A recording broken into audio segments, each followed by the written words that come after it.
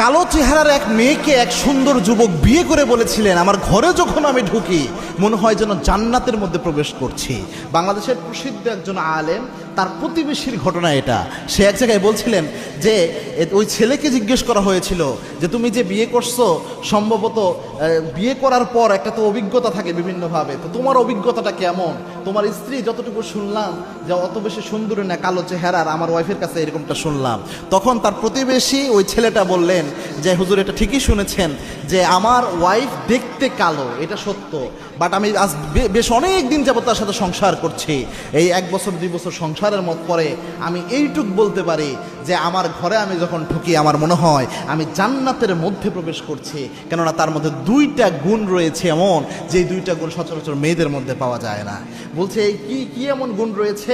তো ওই ছেলেটা বলছে আমার ওয়াইফের সবচেয়ে প্রথম যে গুণটা সেটা হচ্ছে প্রচণ্ড লেভেলের